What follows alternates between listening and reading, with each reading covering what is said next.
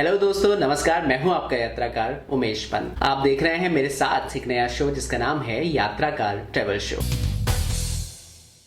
यात्राकार travel show में मैं खंगाल रहा हूं अपने यादों के जखीरे को और आपके लिए लेकर आ रहा हूं खूबसूरत तस्वीरें और वीडियो उन जगहों की जहां मैं इससे पहले जा चुका हूं। इससे पहले आप मेरे साथ घूम चुके हैं Guwahati, double decker root bridge और शिलोंग। अगर ये एपिसोड अभी तक आपने नहीं देखे हैं तो देख लीजिए, लिंक नीचे डिस्क्रिप्शन में है। आज के इस एपिसोड में मैं आपको ले जाने वाला हूँ कुछ बेहद ही शानदार जगहों पर। इस एपिसोड में मैं आपको दिखाऊंगा एक ऐसी नदी जो इतनी साफ सुथरी है कि उस पर चलने पे लगता है जैसे चीजें हवा में तैर रही हों। साथ ही आपको ले जाऊंगा एक ऐसे गाँव जिसे कहते हैं एशिया का सबसे साफ गांव, यानी क्लीनेस्ट विलेज ऑफ एशिया। तो फिर देर किस बात की, यात्राकार पर शुरू करते हैं नया सफरनामा। शिलोंग से करीब 70 किलोमीटर का सफर तय करने के बाद आप पहुंचते हैं एशिया के सबसे साफ सुथरे गांव में। मेघालय की जो 3 सबसे अहम पहाड़ियां हैं वो हैं गारो, खासी और जयंतिया। आई एम श्योर इनके बारे में आपने जीके की किताब में जरूर पढ़ा होगा। खासी हिल्स तो हम जा चुके पिछले एपिसोड में। इस एपिसोड में हम जयंतिया हिल की तरफ जा रहे हैं। 70 किलोमीटर का सफर लगभग पूरा होता है 2.5 घंटे में। और क्या खूबसूरत सड़क है, बहुत सुंदर पहाड़ियां हैं। जयंतिया हिल्स की खूबसूरत पहाड़ियों के बीच से गुजरती हुई सड़क से आप पहुंचते हैं मॉलिनोंग गांव में। और ये गांव एकदम सुदूर गांव है, तो पूर्वोत्तर का एकदम जो ट्रेडिशनल गांव है वो आपको देखने को मिलेगा यहाँ पर। लेकिन हम इस गांव के सफर पर निकले उससे पहले हम जाएंगे प्रकृति के एक नायाब आश्चर्य की तरफ। अगर आपने पिछला एपिसोड देखा है तो आपने डबल डेकर रूट ब्रिज तो देख ही लिया होगा। आज मैं आपको दिखाऊंगा लिविंग रूट ब्रिज, यानी एक ऐसा ब्रिज जो अभी भी तैयार होने की प्रोसेस में है। जो पिछला ब्रिज आपने देखा था वो पूरा बन चुका है, उस बहुत मजबूत पुल है, उस पर 50 लोग चढ़ सकते हैं। लेकिन ये ब्रिज अभी तैयार हो रहा है। और ये जो पुल है इसको बनाना शुरू हो गया था आज से लगभग 150 साल पहले। तो यहाँ भी वही तरीका है, एक नदी है जिसके दोनों तरफ रबड़ के पेड़ हैं। उन रबड़ के पेड़ की जड़ों को एक दूसरे की तरफ फैलाया जाता है और बीच में मिला दिया जाता है और उससे बन जाता है ये शानदार पुल। लेकिन यहाँ सलाह दी गई है कि इस पुल पे आप ज्यादा देर खड़े ना हो, क्योंकि अभी लिविंग रूट ब्रिज है, बन रहा है, तो इस पे खड़े होना थोड़ा सा रिस्की हो सकता है। पुल के नीचे एक बहुत खूबसूरत नदी बहती है। यहाँ पे लोग आपको फिशिंग करते हुए मिल जाएंगे। बहुत छोटी सी नदी है, जंगल के बीच में ये जगह है। और यहाँ पे जाएं आप, कुछ देर सुस्ताएं, नदी किनारे बैठें, एकदम शांति। आपको अपनी आवाज और हवा की आवाज के अलावा कोई और दूसरी आवाज नहीं सुनाई देगी। घंटा भर यहाँ बैठने के बाद आप वापस आ जाइए मुख्य सड़क की तरफ। और सड़क से लगभग 2.5 किलोमीटर दूर है एशिया का क्लीनेस्ट विलेज। डिस्कवरी नाम की मैगजीन ने एक सर्वे किया और उस सर्वे में देखा कि सबसे साफ सुथरे गांव कौन से हैं, और उनमें मावलिंगनोंग नाम का एक गांव सबसे साफ सुथरा गांव निकल आया। तब से ये गांव केवल अपनी साफ सफाई की वजह से पूरी दुनिया भर में मशहूर हो गया। गांव में एंटर करते ही आपको एक चौक दिखाई देगा और उस चौक के इर्द गिर्द कुछ ढाबे हैं जहां बैठ के आप चाय पी सकते हैं, खाना खा सकते हैं।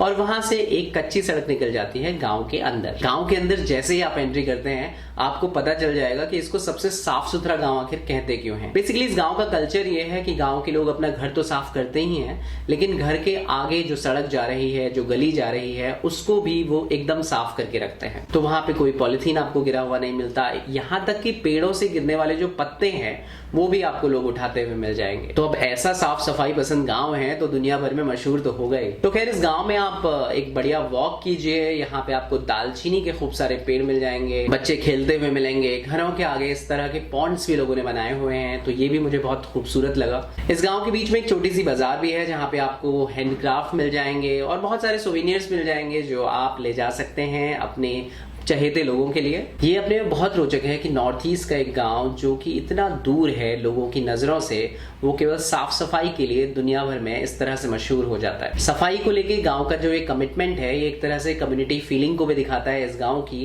कि कैसे सारे लोग मिल के इस गांव में सफाई रखना पसंद करते हैं। और इसके लिए बाकायदा हर रोज मीटिंग होती है और रात के समय इस मीटिंग के बाद लोग अपने अपने घरों के आसपास या अपने अपने एलोकेटेड एरिया के आसपास सफाई करते हैं। तो ये जो कमिटमेंट और कम्युनिटी की फीलिंग है, इससे वाकई पूरे देश को सीखना चाहिए। इस एपिसोड के जरिए इस गांव के बारे में बताने का एक मकसद ये भी है कि पूरे देश के लोग इससे इंस्पायर हो सके।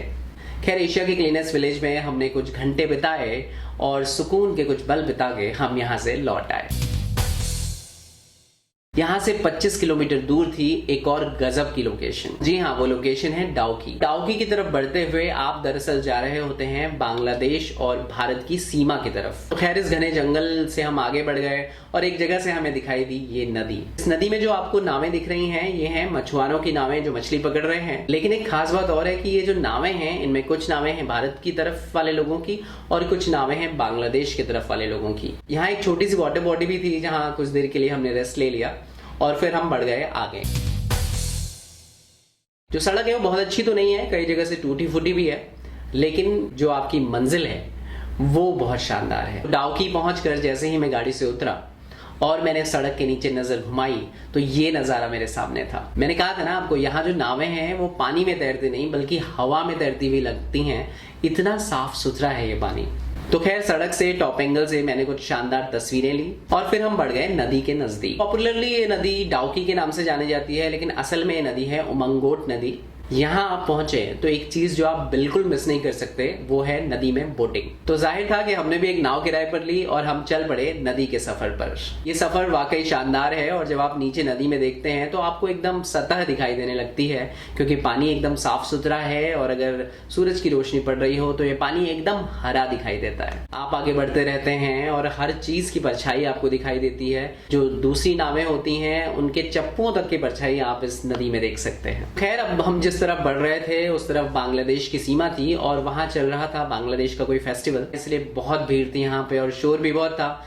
इसलिए हमने अपनी नाव मोड़ ली और हम चल पड़े दूसरी तरफ। ये जो ऊपर आपको पुल नजर आ रहा है ये बहुत इंपॉर्टेंट स्ट्रेटेजिक पुल है। इस पुल के एक तरफ है जयंतिया की हिल्स और दूसरी तरफ है खासी हिल्स। तो एक तरह से ये नदी जयंतिया और खासी हिल के बॉर्डर का काम भी करती है। पुल के नीचे से नदी पार करके जब हम थोड़ा आगे बढ़े तो हमने वहां देखा कि बहुत सारे टेंट्स लगे हुए थे और कई सारे लोग यहाँ किनारे बैठकर मजे कर रहे थे। तो हमने सोचा कि हम भी कुछ देर जाएंगे और मजे करेंगे, इसलिए हमने नाव एक तरफ लगा दी और हम बैठ गए पत्थरों के ऊपर। यहाँ कुछ देर हमने आराम किया, आसपास के नज़ारे देखे और ये बनता है कि आप जब भी यहाँ आए तो कम से कम यहाँ पे 1-8 घंटा आराम से रेस्ट करें, नदी के बहते हुए साफ सुथरे पानी को देखें। वाकई आपको बहुत मजा आने वाला है। एक चीज जो हमने मिस की और मैं चाहूंगा कि आप मिस ना करें वो ये है कि नदी के किनारे ये जो टेंट लगे हुए हैं यहाँ पे आपको एक रात जरूर बितानी चाहिए। शहर के शोर शराबे से दूर, आई एम श्योर नदी के किनारे एकदम शांत जगह पे ऐसे टेंट में आपको बहुत मजा आएगा।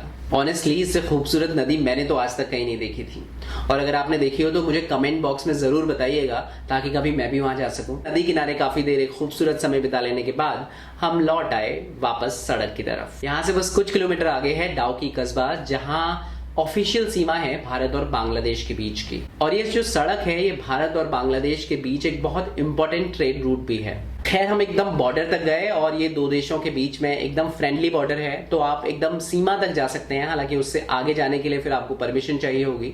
उस तरफ बांग्लादेश के जवान आपको गश्त लगाते हुए मिल जाएंगे और इस तरफ भारत के जवान। भारत और बांग्लादेश के बॉर्डर की इस इंपॉर्टेंट जगह पे हमने कुछ तस्वीरें खींच ली और फिर हम यहाँ से लौट आए। तो आप देख रहे थे मौलिनोंग और डाउकी का खूबसूरत सफर मेरे यानी अपने यात्राकार उमेश पंत के साथ। लेकिन आपको बता दूं कि नॉर्थ ईस्ट में अभी बहुत कुछ है, तो आगे के जो एपिसोड हैं उनको आप बिल्कुल मिस मत करना। अगले एपिसोड में मैं मेघालय से आगे बढ़ जाऊंगा और आपको ले जाऊंगा एक ऐसे शहर में जो है असम और अरुणाचल प्रदेश के बीच का गेटवे। जी हाँ, तो अगले एपिसोड में आप मेरे साथ घूमेंगे तेजपुर में। नॉर्थ ईस्ट की इस यात्रा पर मेरी एक किताब भी आ चुकी है जिसका नाम है दूर दुर्गम दुरुस्त। अगर आप चाहें तो उस किताब को भी पढ़ सकते हैं और उस किताब को मंगाने का लिंक दिया गया है नीचे डिस्क्रिप्शन में। साथ ही ऐसी ही मजेदार यात्राओं के किस्से सुनने के लिए आप मेरी वेबसाइट yatracar.com पर भी जा सकते हैं। आप मेरे साथ इतना घूम रहे हैं तो लाइक शेयर सब्सक्राइब करना तो बनता है। तो आज के लिए इतना ही। See you in Tezpur in next episode.